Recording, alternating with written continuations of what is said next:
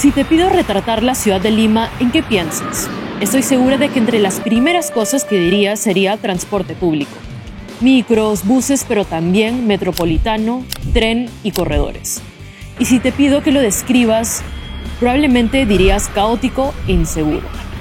¿Cuándo llegaremos a tener en Lima un sistema integrado de transporte público que sea seguro y asequible? Es una pregunta que todos nos hacemos desde hace muchos años y cuya respuesta parece nunca llegar. ¿Cuál es la situación en Lima respecto a otras capitales como Santiago de Chile o Bogotá en Colombia que tienen una población altamente satisfecha con este servicio? Aquí te explico.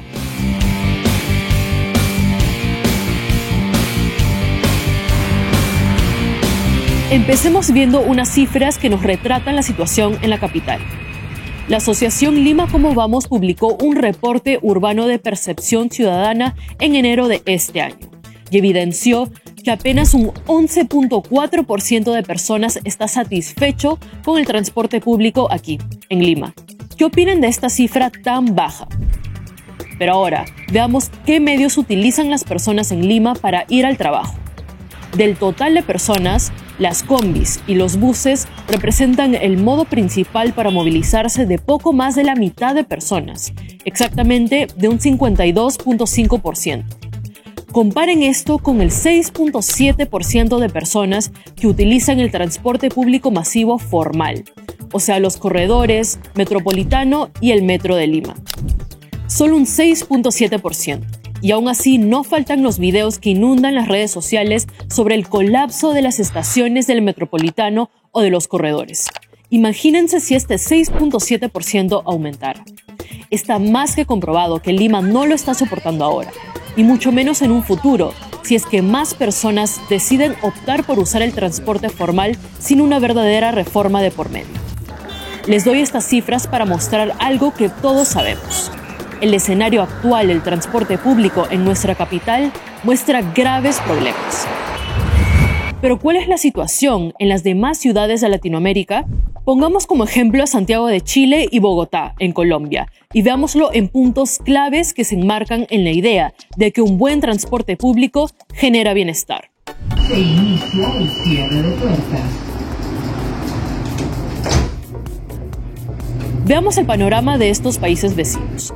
En Santiago de Chile, su red abarca 140 kilómetros que están distribuidos en 6 líneas con 136 estaciones ubicadas en 23 comunas. En solo un día, traslada 2.3 millones de personas.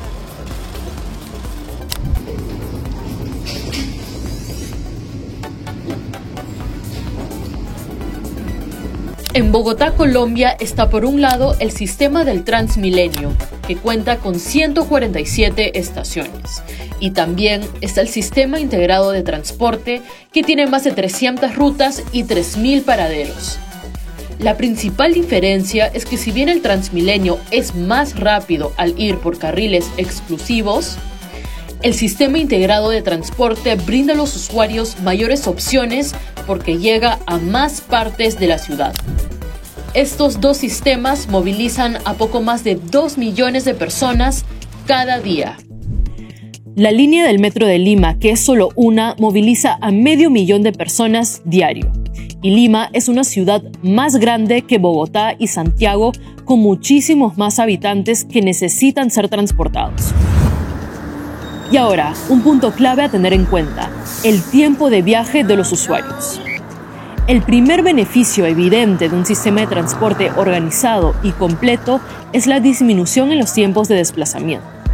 El tiempo que pasamos viajando para ir al trabajo o a estudiar puede verse desde un ámbito socioeconómico y puede poner en evidencia las desigualdades territoriales, porque en América Latina es común que las personas de menos recursos habiten en los distritos más alejados del centro de la ciudad, lo que resulta en trayectos más prolongados y en ocasiones en una mayor cantidad de viajes. Movemos Asociación Vinci Highways por la Movilidad Sostenible reveló que el 50% de los limeños pasa entre 1 y 2 horas viajando en transporte público por día. Mientras tanto, en Santiago de Chile, el tiempo promedio de viaje es de 39 minutos, lo que representa una gran diferencia respecto a Lima. En Bogotá alcanza los 51 minutos. En estas 3 capitales se comprobó que con un sistema de transporte público con carriles exclusivos, como por ejemplo el Metropolitano, la reducción en el tiempo de viaje de los usuarios pertenecientes a los estratos socioeconómicos más bajos fue de hasta un 20%. Ahora sí, vamos a otro punto clave, la seguridad vial. Usando ejemplos como el Transmilenio en Bogotá o el Transantiago en la capital chilena, está comprobado que los servicios de transporte público pueden tener un impacto significativo en la reducción de los accidentes de tráfico. En Colombia, por ejemplo, un año después de la introducción del Transmilenio en el año 2000, la tasa de accidentes automovilísticos bajó en un 90%. En Chile pasó algo similar. 8 años después de la implementación del Transantiago, los accidentes relacionados a buses de transporte público disminuyó en un 30%.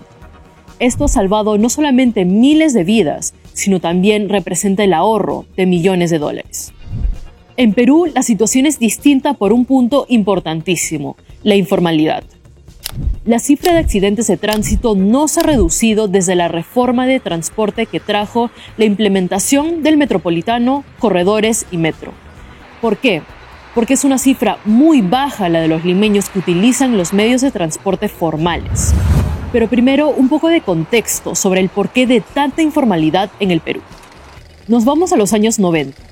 La prevalencia del transporte urbano informal a nivel nacional comenzó durante este tiempo con la desregulación del servicio. Y fue a través del decreto legislativo número 651 que se estableció el acceso libre a las rutas, eliminando el requisito de obtener autorización administrativa para poder brindar un servicio. Un segundo punto es que se emitió un decreto supremo que eliminó las restricciones técnicas a la importación de vehículos usados. ¿Y qué pasó? Hubo una expansión enorme de la flota de transporte público y también de los taxis. Las combis solían ser utilizadas para transportar mercancías, pero empezaron a transportar personas también. Han pasado más de 30 años y la situación no ha cambiado.